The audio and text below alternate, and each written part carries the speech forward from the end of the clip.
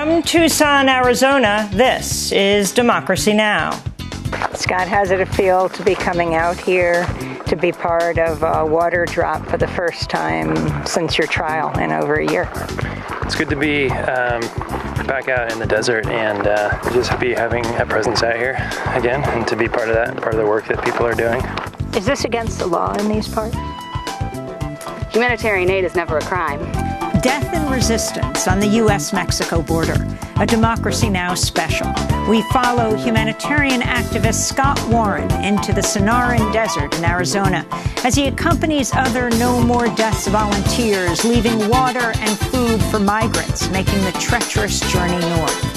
Scott Warren is currently facing up to 10 years in prison for his humanitarian work in the desert, where the bodies and bones of more than 3,000 people, nearly all migrants, have been found since 2001. Then a tour of the borderlands with Tucson-based artist Alvaro Enciso, creator of the project Where Dreams Die. Over the years, I put over 900 courses here. I wanted to treat everybody with the same, respect and dignity. So I wasn't very concerned with the names or whether they were identified or not. I was just wanting to put the cross there to celebrate the honor, to celebrate the courage of someone who came here looking for what I came here looking for 50 years ago, that opportunity. All that and more coming up.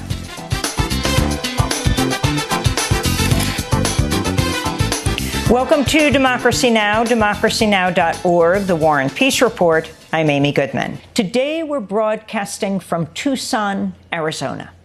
Just under 3 months ago, an unprecedented trial took place here. Amidst a catastrophic immigration crisis at the border, ongoing family separation, and cruel and inhumane conditions at immigrant jails across the country, the government put humanitarian activist Scott Warren on trial here in Tucson. His crime? Helping migrants who had arrived on the doorstep of a humanitarian shelter in Ajo, Arizona, seeking help after a perilous journey across the Sonoran Desert. The government charged Scott Warren, a longtime volunteer with the humanitarian aid group No More Deaths, with 3 felony counts, including conspiracy, for providing food, water, and shelter to 23-year-old Cristian Perez Villanueva of El Salvador and 20-year-old Jose Zacaria Gaday of Honduras. All 3 men were arrested January 17, 2018. If convicted on all charges, Warren faced 20 years in prison. At the same time, he and other No More Deaths volunteers also faced separate misdemeanor charges for leaving water jugs and food for migrants on a national wildlife refuge in the remote desert. The trial here in Tucson took 8 days. Warren and other No More Deaths volunteers provided hours of testimony on desert conditions and the policies that push migrants deeper into the deadly region each year. After hours of deliberation, the jury returned without a verdict. 8 of the 12 jurors found Scott Warren not guilty. The government will now retry Warren in November, though they've dropped the conspiracy charge against him. Will try him on 2 felony migrant harboring charges. If convicted, Scott Warren faces up to 10 years in prison. As he awaits his next trial, Warren met us in the remote town of Ajo, Arizona this weekend to show us firsthand the work he does with No More Deaths in the treacherous Sonoran Desert, just north of the U.S.-Mexico border.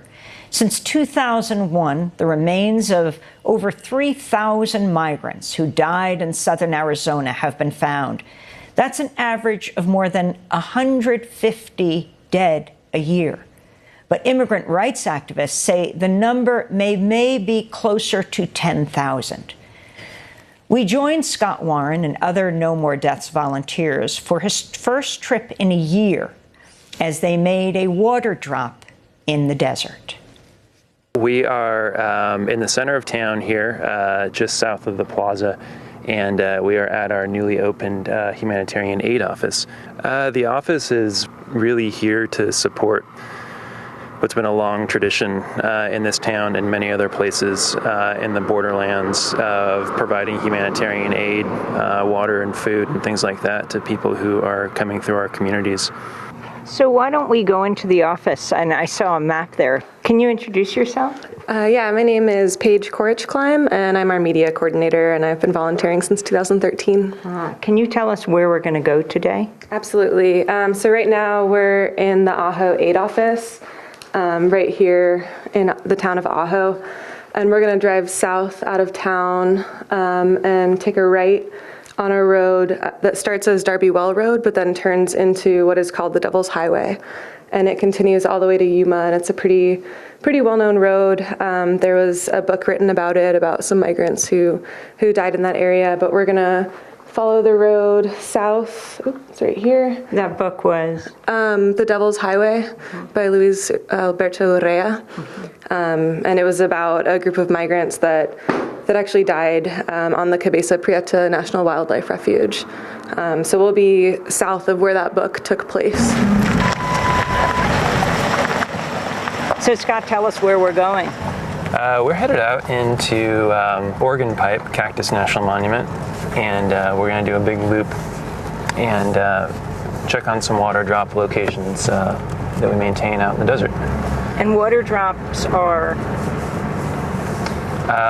Water drops are the places where we leave food and water and other humanitarian supplies for people who are walking through the desert and would otherwise be without those things.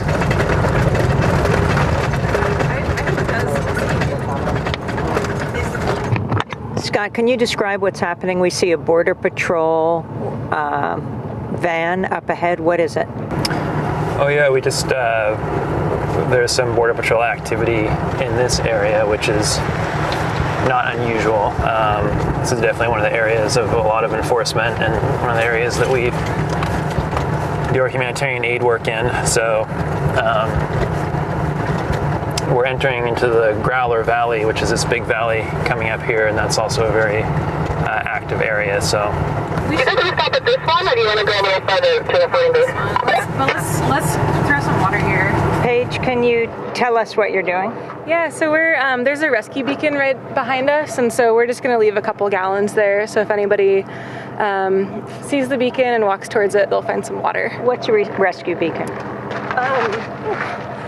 So a rescue beacon are these towers that are made by Border Patrol, and they have a button on them where if somebody goes up and pushes it, Border Patrol will come and what they call a rescue, but what is actually detaining them.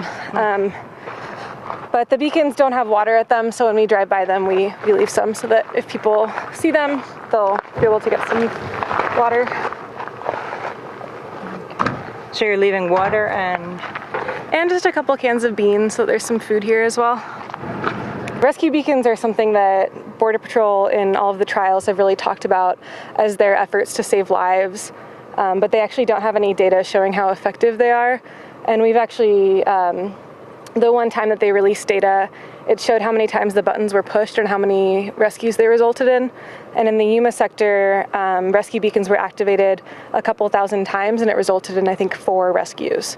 This one you can't really tell, but some of them you can see there used to be a Red Cross on them, like on the sticker, and the Red Cross actually told Border Patrol that they had to remove that because Border Patrol is not a humanitarian aid group that's associated with the Red Cross. So it used to have that kind of international symbol of help, and it was removed. we're in Organ Pipe Cactus National Monument, and we're approaching the boundary with the Cabeza Prieta National Wildlife Refuge.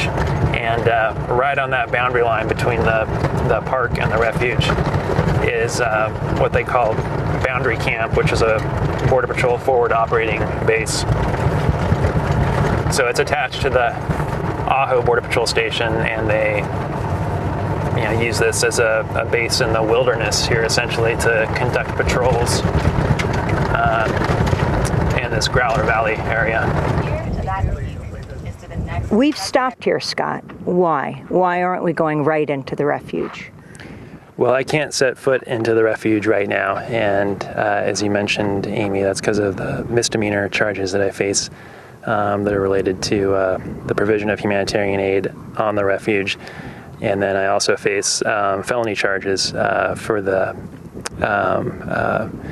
what the government calls harboring of migrants. So we're here on the boundary. We'll continue south through Organ Pipe and check on some water drop locations in the Organ Pipe Cactus National Monument, but we won't actually go on to the Cabeza Prieta National Wildlife Refuge. The government was forced to drop conspiracy charges against you for helping migrants, but the felony charges of helping them remain. It shocked many because it was a hung jury. 8 of the jurors said they would have acquitted you, but the government decided to move forward with this case. So why do you persist? This is the first time you've come out on the range since your trial, the first trial, and yet you're here with your group delivering water. It's part of just regular work that we do out here to check on these water drops and just to be a presence and to witness what's happening out in the desert. It's very remote out here.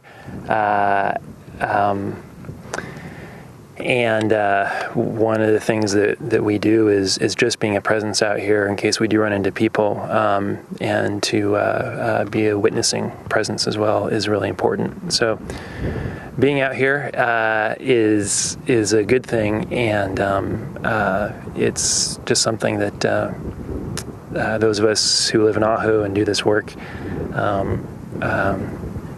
really feel compelled to be out here this time of year, especially. As we drove here, and we're right next to the Border Patrol forward operating base, I mean, it sounds like a war, but so do the casualties. No more deaths, having encountered the disintegrating bodies of migrants, the bones of migrants who had died much earlier, not far from where we're standing right now, your group. Yeah, that's right. You mentioned the casualties here, both the people who have died, migrants that really have been sort of forced out into these remote and rugged areas for decades now as a result of prevention through deterrence, the way that the border is enforced. So there's the direct impact on people who have died, people who have suffered out here, people who have been disappeared, and then the ripple effects of their families, the trauma that creates, the traumatic experience of this is another way that it can feel like a conflict or like a war zone. I don't like the war zone rhetoric that you typically hear politicians use because it's deployed to increase militarization and building of walls. But it's appropriate when we think about the trauma that people have faced as they cross through these areas and the trauma that their families experience and the pain. So talk about this forward operating base of the Border Patrol who come out here, stay for days in rotation. Actually, this wasn't built during the Trump years, but under President Obama. Yeah, there have been different versions of a forward operating base on Organ Pipe Cactus National Monument for probably at least a decade or so, but this one that you see here, it's very established, is fairly recent, probably within the last 5 to 7 years. It's built on Organ Pipe Cactus National Monument. So this is a military base built in a national park. A military base built in a national park on Hiachid Atam land and territory. On Native American territory. On Native American territory. So the levels of dispossession are many here of the indigenous people that have always lived here, and this has always been their territory. So it's layers upon layers, really, of dispossession and pushing people off the land. Just as we got out of our car here, just as we, here we are at Organ Pipe, but we're not going on to Cabeza Prieta because that's not safe for you, a helicopter flew overhead. Talk about the significance of these helicopters. Who controls that plane? Those are CBP helicopters, U.S. Customs and Border Patrol, and they are out here looking for people. And They fly really all up and down this valley and through these mountains and in different areas. And on the one hand, they can come across people, who want to get rescued. They want to get apprehended. People might set like a signal fire or something, or be desperately trying to signal because they've run out of water, and they want to be at that point. They've come to the end, and they are doing everything they can to get themselves rescued. Those helicopters are also, though, part of prevention through deterrence. So they will also end up scattering groups of people. They can chase groups of people, further sort of disorient folks, and that's really the brutality of it. Is that. Explain that, the scattering. I mean, there's the famous book, The Devil's Highway, and if you can talk back then what happened and how that continues to today. It's part of a larger sort of enforcement strategy of the border, which is prevention through deterrence. So to really increase hardships on people with the hopes that people will basically give themselves up. So on the sort of biggest scale of the border, that looks like building walls and fences in urban areas and pushing people out into the Growler Valley in rugged and remote places like this, where it's very difficult to cross. On more micro levels, that can be, like we were talking about with a helicopter, that might cause a group to scatter. And what does that mean? That means seeing a group of people and flying close to them, flying low to them. And they scatter, but what does it mean for them, for the migrants? For people who are scattered by that, it can mean death. If you could quickly summarize, you're actually facing, you're involved in two separate trials right now. That's right, yeah. I have facing the misdemeanor charges resulting from humanitarian aid work that we did, particularly in the summer of 2017. Providing water and food and doing search and rescue and recovery work on Cabeza Prieta. So the charges I'm facing with that include operating a motor vehicle in a wilderness area and abandonment of property. And the other charges I'm facing are from a separate incident, and those are the felony charges of harboring, which resulted from an incident that happened in January of 2018 when I was arrested with two men from Central America, Jose and Cristian, at a property in Ajo called The Barn. And so they charged Jose and Cristian with illegal entry, and they charged me with harboring.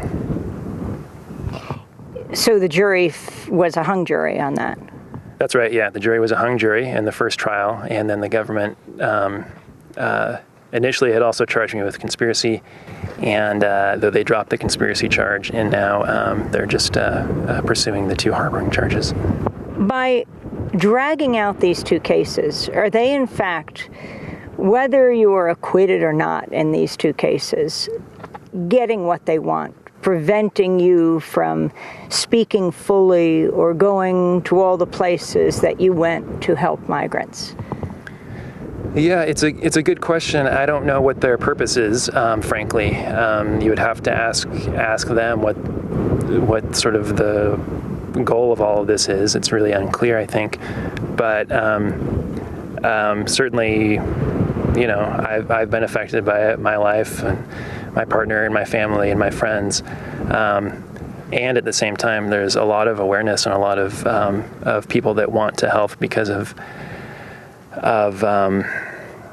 the level of awareness around this as well. So it's ironically had the effect of also bringing a lot of people here who want to do something to help. And it clearly looks like it's across the political spectrum about humanitarianism. I mean, all of this happening against the backdrop of the separated families, of the children dying in Border Patrol custody one by one. I mean, since you were first charged, scores of migrants have died. What is the count from something like 2,000 to now? 3,000 migrants have died. That's averaging, 150 migrants a year. Right, and that number is for Arizona, for what we know, border-wide, including South Texas and California. It's much, much larger. And those are numbers of people who have been found. Can you describe this Border Patrol van to us that just passed? That's a pretty typical Border Patrol truck that's been used here, and they're rigged up in that way to carry people they've apprehended, detainees. So that's what that cage is on the back. You can see, I don't know how many people in the back of that, but that's what they're for. Also at this forward operating base, we see a cage. So explain what happens from cage to cage. That's right, yeah. People will be apprehended in the field typically and then put into a truck like that or another vehicle, and then they can be brought here to this forward operating base, and there's a sort of garage door in a enclosed fenced area where they can be offloaded and then put into the facility inside, which is a detention facility, and then from there they get taken to the Ajo Border Patrol Station, which is probably another 1 to 2 hours drive on dirt roads to get back to the highway. Further processed there, and then from the Ajo Border Patrol Station taken to the Tucson sector headquarters.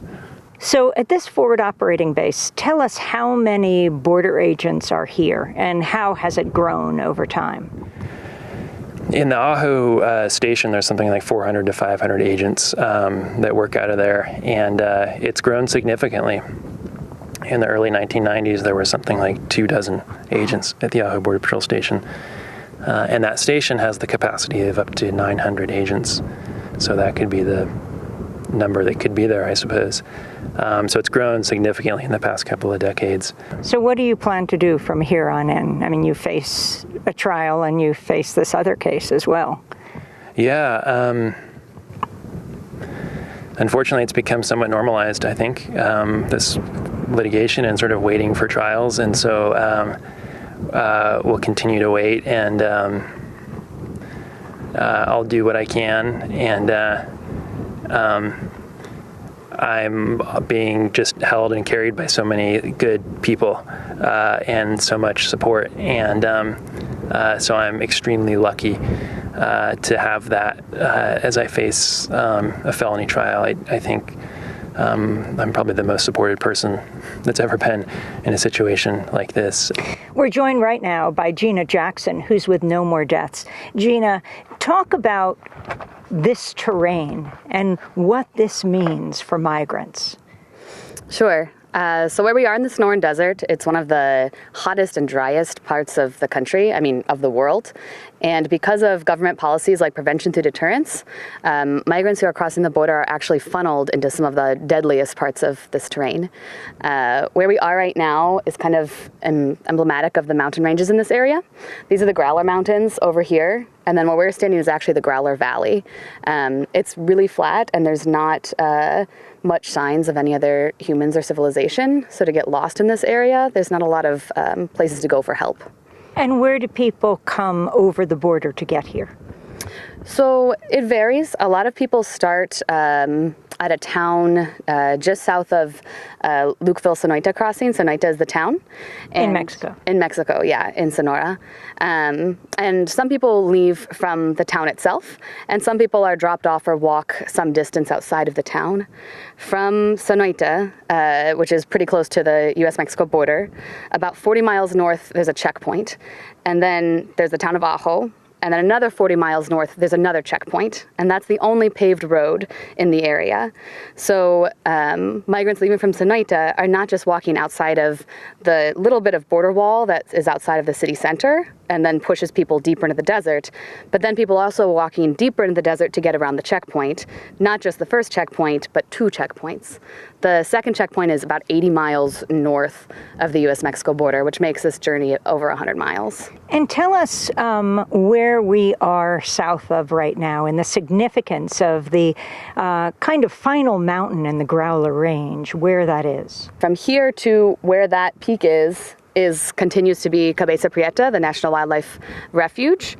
Past that peak starts the Barium Goldwater bombing range, which is shared by the Marines and the Air Force. And it's an active bombing range and there's also proving grounds out there. This is named after the senator, the former presidential candidate. Yeah, so past that peak in the distance, which is the last really distinctive peak that we can see from here, then begins the bombing range, which has no public access and which our humanitarian aid organizations have only gotten access to once in the many years of doing this work. And when we did get access to that area, we found many human remains in just the couple of hours we had in the land jurisdiction. Explain. So there, in this area, we record the human remains that are found. It's not a good indicator of the total human lives lost, but just the human remains that are found, which is limited because of our limited access to this area. This is the only public access road until all the way up there on the other side of the mountains. That is the next public access road that you're even allowed on.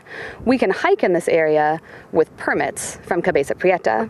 In July 2017, Cabeza changed their permits to add a clause that specifically said that leaving food, water, blankets, medical care, specific language to our work would now be in violation of the permit.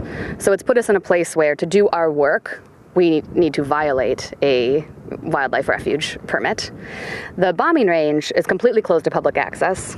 In one incident, another search and rescue group got permission to be escorted onto the range to do a search and rescue with a bombing range escort. And in just a couple of hours, they found over 10 human remains on the bombing range. If you look at the maps of recorded human remains, there are no recorded remains anywhere on the bombing range, which we know is obviously not true because in the few hours we've had access to that land, we found a dozen. So it can be presumed that many, many people have lost their lives on that land, and we can't recover their bodies or even know just how great this humanitarian crisis is. The journalist John Carlos Frey alleges there are mass graves under the Goldwater bombing range.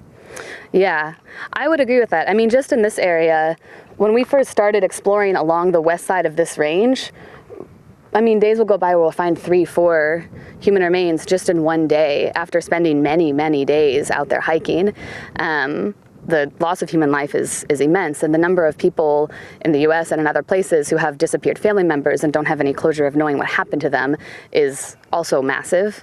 But for where we are now in the Growler Valley, this is still south of the bombing range. So if there's that number of human remains here in this valley, we can only imagine how many more people are dying 40 miles further north. Gina Jackson, as we stood in the Sonoran Desert in southern Arizona. When we come back, she, Paige Corrich-Klein, and Scott Warren go on a water drop. It's Scott's first time in more than a year. He faces a November retrial for helping migrants last year. Stay with us.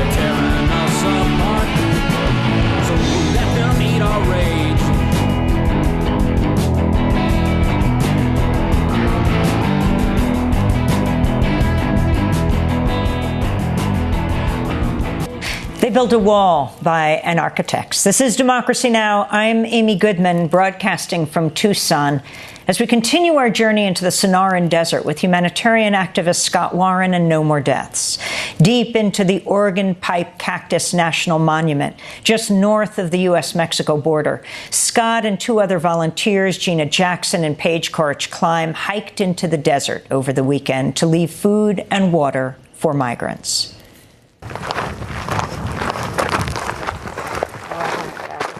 Scott, how's it feel to be coming out here to be part of a water drop for the first time since your trial in over a year?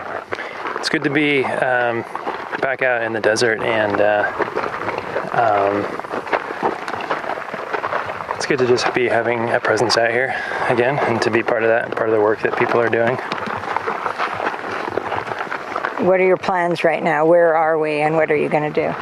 We're in Organ Pipe, and we're heading in to check on some water drop locations that are just up in these hills here. So we're hiking in to check on those areas. Mm-hmm. And how do you know about the presence of migrants in this area?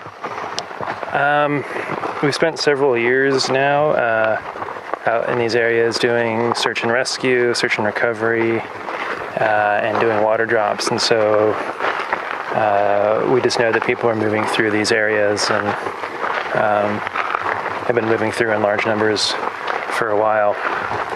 Also in these mountainous areas, oftentimes there's trails that people will hike, and so it's easy to find those trails and sort of find evidence of where people have gone before, and then that's where we try to get humanitarian supplies to people. Have you found bodies or bones in these hills?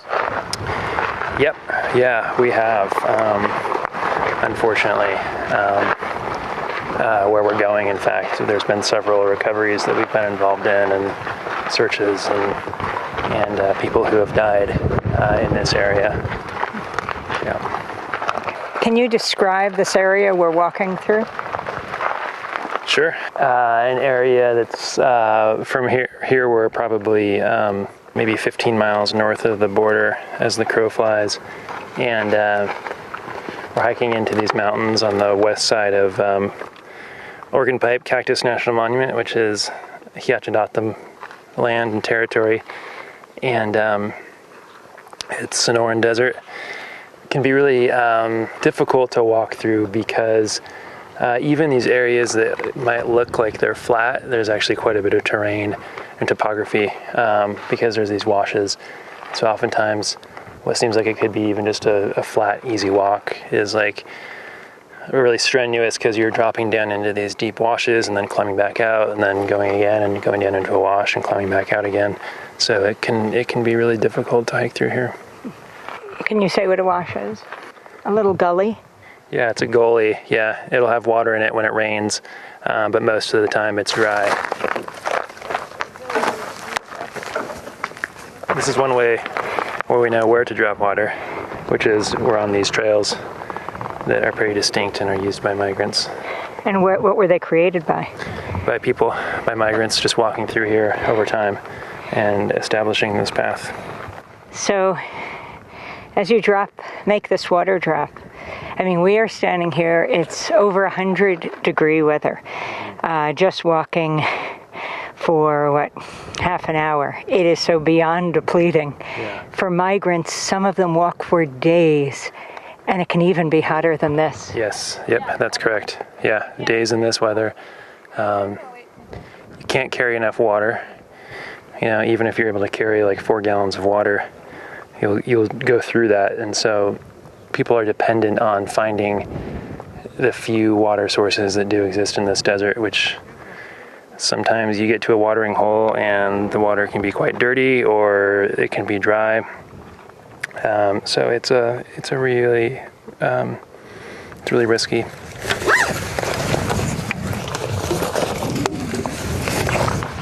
So whenever we leave water gallons, we write messages on them, just simple things for people to find, partially so that folks know that it's not Border Patrol, like putting out water that's a trap, and also just to kind of show a level of care and solidarity with people who are making a really dangerous trip. So we just write little notes on them and then leave those for people to find. What are you going to write? I usually write kind of religious notes, so like vaya con la fuerza de Dios, or que Dios bendiga su camino, which means go with the strength of God, or may God bless your journey. Yeah. Gina, can you describe what you're writing on that paddle? This one I wrote ánimo and mantenga la fuerza and si se puede, and words of words of strength. I don't know. We've asked some of our patients before what would feel good to read on the gallon, or what would be like a nice message, or what, I don't know, what makes the water seem more trustworthy. And a lot of people have said like more religious stuff, and a lot of people have said animal. So, animal it is. Gina, you're now laying out canned beans. Why beans? So we lay out the cans that have pop tops so that people can open them pretty easily, and we want to put out things that have calories in them and also salt. Drinking water is not enough. A lot of dehydration comes from an electrolyte imbalance. So you need like sodium in addition to water. So we want to put out salty food, or beans have calorie and is like starchy and has sugars as well. Yeah, just for some caloric intake in addition to the water. And you're putting this in the shade. Yeah, well, so we want to protect the pop tops because you can't get in the beans or any can very easily if you can't get into it. So a lot of times we'll put them upside down so that birds won't peck at the shiny part and break the pop top. And also if it rains, we don't want water to collect in there because it'll rust the pop top. So we put those underneath here. And then we just want the gallons to be in a shadier area just to protect the plastic so it doesn't disintegrate, and for a better quality of the water. But we'll come back and check on these drops within like 1 week, 2 weeks, 3 weeks, and then can swap out if anything's gotten old, or if things are used, we'll pack up the empty gallons and leave fresh ones. Is this against the law in these parts? Humanitarian aid is never a crime. It is a humanitarian imperative to try and ease the death and suffering in this area, and regardless of government agencies trying to prosecute humanitarian aid workers, we maintain that humanitarian aid is never a crime. As you watch this, Scott, what your colleagues are doing from No More Deaths, do you get to describe this in the courtroom? Yeah, I'm just noticing the energy of this moment, and I think maybe because all of us are here and hear my friends describe the messages that they're writing on the bottles. It's so routine for us that we do this, that even I forget like how important and like how beautiful and really kind of sacred it is for us. And it's an honor for us to be able to be out here and do this work, I think. That was Scott Warren with No More Deaths. It was his first time in more than a year accompanying a water drop in the desert. He faces a November retrial for helping migrants last year.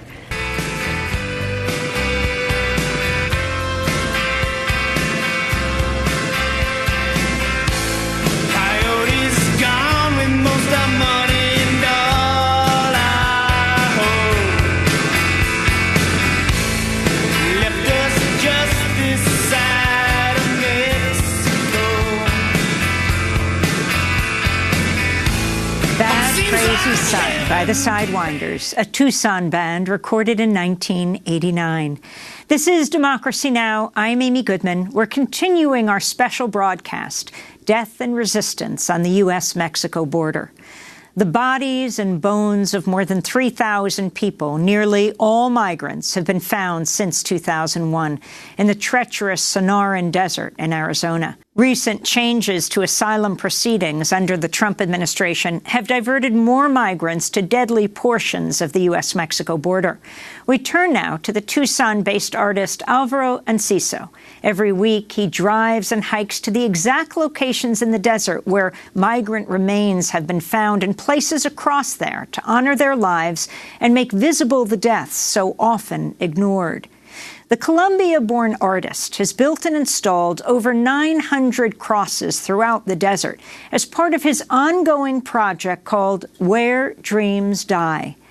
We recently spoke to him at Altar Valley in the desert, where 4 immigrants were killed in a car accident as they fled from Border Patrol agents. We spoke as we walked.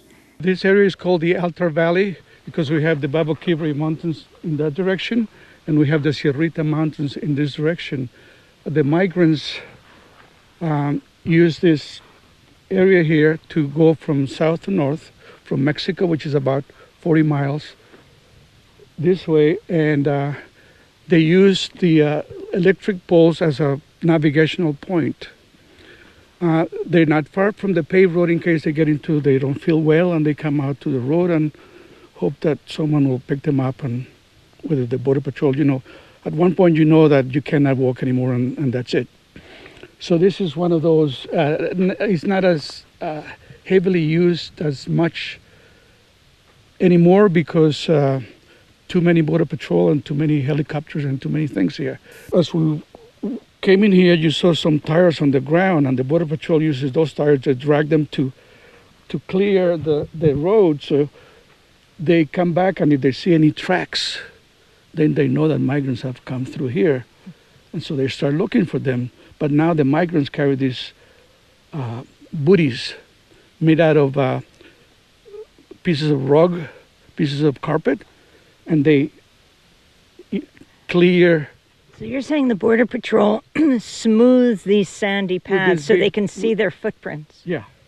And so some of the migrants wear kind of carpet? Yeah, just about all of the migrants wear these booties that have carpet under. At the bottom, so you can't see the footprint. So then the last guy just sort of sweeps a sweeper, pretty much. What is this area? The Altar Valley. We are close to Tucson. The idea is that the more money that you have to pay the coyotes, the less you walk. The less money you have, the more you have to walk. So if you have enough money, you will walk to Tucson, which is that road that we came on, Ajo Road, and they'll get picked up there. The idea is that you'll get picked up after the checkpoint.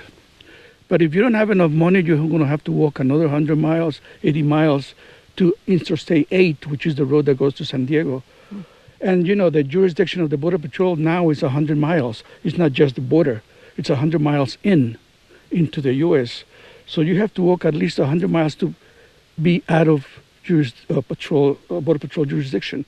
But then ICE takes over. So it's always a layer and layers and layers of people. So you have to live in the shadows. What kind of cactus are these? The ones you need to worry about are these are the jumping chollas. They jump at you when they feel any kind of warmth, they will attach to you. Talk about what that means for a migrant. Well, at night, you will go right into one of those and you get hundreds of those things and you cannot remove them. And then they get infected. In 2 or 3 days, you are infected. So the infection debilitates your body, and the lack of water and everything, and then you just sit in front of, under a tree, gonna take a break, but you don't get up. That's how we find them, sitting there under a tree. And the rattlesnakes? The rattlesnakes, there are about 7 species of rattlesnakes here in southern Arizona, and at night they are very active. And they bite you, and that's the end. You can't. Who's going to take you to the hospital? It's, you lose your leg. You start. Depending on the kind of snake there is.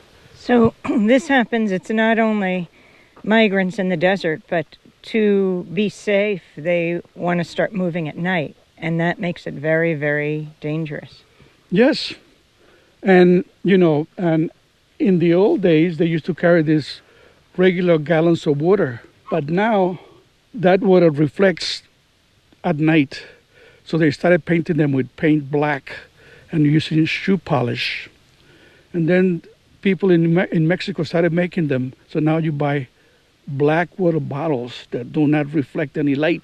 However, black doesn't reflect light, so the water gets very, very hot, and so you're drinking water that's 130 degrees.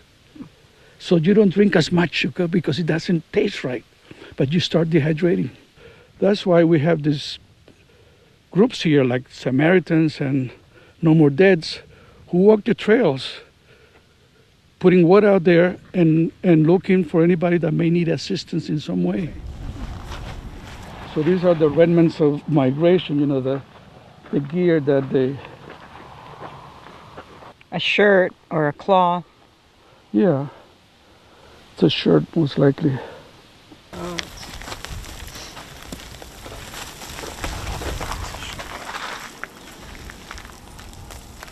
Yes, it's like it was a shirt. You die here and you don't last very long because the animals will get at you very quickly, and in a matter of 2 weeks you disappear. The animals begin to grab their parts. The vultures eat very well here. You see they're nice and fat. I put the first cross here about 6 years ago, but at the time I was not very experienced with the GPS, and I didn't realize that there were 3 other people at that location. So once I started revisiting some of the sites and looking at maps and looking at my data, then it came up that 3 other people had died here. So I came back not too long ago and put 3 crosses. So now this site is complete, sort of like it's a cross for each one of them. One guy was 17 years old, the other one was 19 years old. Young people, you shouldn't be dying at that age. You're too young. Where were they from? I think Mexico and Guatemala, if I recall correctly. They used to come here looking, economic reasons, trying to find a life for themselves and for their family. But now the American dream is no longer a plan. They are fleeing violence. They are fleeing for their lives. They're fleeing from all kinds of things. And even climate change, if you're a subsistence farmer and you buy seeds and you put them in the ground and it doesn't rain for 1 year, you get wiped out. So what do? You head north. Tucson-based artist Alvaro Enciso, as we walked together in the Sonoran Desert. We then sat down in front of 4 of the more than 900 crosses he's created to honor migrants who've died in the desert. We are here at a location where 4 migrants were found dead some years back. These migrants died on the same day. They died all together. Here they were trying to get away from the Border Patrol. They were in a van, and the van just rolled over and tumbled, and they were collected out of here with multiple injuries, multiple head injuries. And I learned of this site about 6 years ago when I started putting crosses out here. At the time when I saw the red dot, I thought it was going to be just one person, and I left it at that. And that's where you built your first cross? Yes, that's where this is one of my early crosses. This is very early, Alvaro. This is right when I got started. That was one person you learned about. And you talked about a red dot. Where did this red dot come from? When I first came to Tucson, and I took this training, an orientation for Samaritans. And the first thing they do is they show you this map of southern Arizona with thousands of red dots on it. And, and I guess when you're a visual artist, you sort of react to certain things. And that red dot immediately caught my attention because this red dot represented a location where someone lost his or her life, who at the end of an American dream happened to someone. And so this was so I decided to go to these actual locations, because the map is a map, it's not the territory.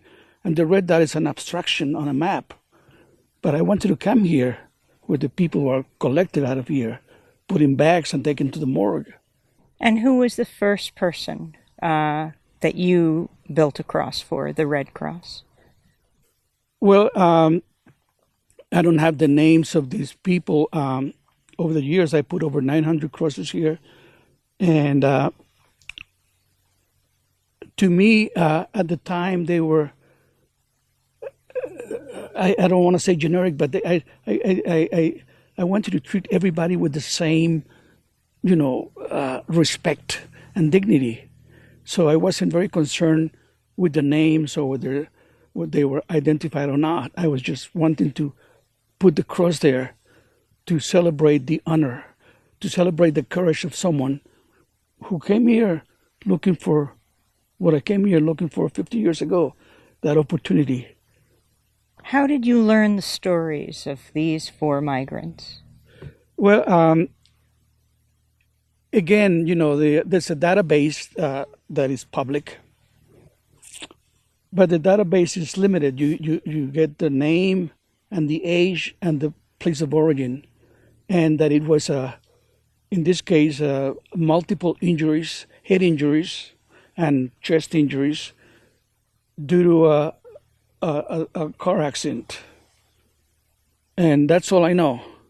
Describe how you came up with the idea and who was the first person that you honored. I was looking for a way to mark locations where the American dream ended for someone. And I was trying to avoid the cross because the cross had enough baggage already. And I wanted to think of migration as a universal thing, that it happens all over the world. And I didn't want to use the Christian symbol because it would limit the vision of people. When people saw those crosses, immediately with the, Christianity comes into mind. And so I wanted to, it needed to be bigger than that. So I was struggling with how to mark these locations. And I tried different things that didn't work. But then I started paying more attention to the cross, and I learned that the cross was used as an instrument of death during the Roman times. The Romans built these structures to kill people. They hung them out there in the sun without any water until they died. They wanted to make that as painful as possible, so people will see that you don't with the Roman Empire, that this is the price. And it's exactly what is happening here. People are dying because they don't have any water and there's no shade and out in the sun until they died. You always make an image or talk about the kind of icon you have in the middle that's different for every cross. Yes, I wanted the crosses to be as unique as possible, but to have something that they bring them together. And I used the red dot that I found on the map. So I'm bringing the red dot into the desert where the actual tragedy took place. The red dot of a migrant death. Yeah, the red dot that you see on the map is here now on the crosses. So the crosses are the container to bring the red dot here. Can you talk about the pregnant woman who was making her way along the border here in the Sonoran Desert? I learned about that case a while ago, and it was a baby who was born by the side of the road and died by the side of the road. And the fact that baby was born by the side of the road, that made him an American automatically, because he was born in this country, but he didn't have the opportunity to die. He died there. And the mother, we don't know what happened. She got deported somewhere. And when I saw that case, I said, Jesus, do I have to make a special cross for this baby, or do I need to do something with it? And I finally had gathered enough courage to go there and put the cross for this baby. It affected me, big time. How could a baby die here, And so I came and put a cross there. And then I told people that I had put a cross for a baby, And then little by little, people started bringing toys and started writing poems, and it became a big shrine. And everybody that came here will have to step there and have a picture taken with this cross that became the iconic symbol of this tragedy here.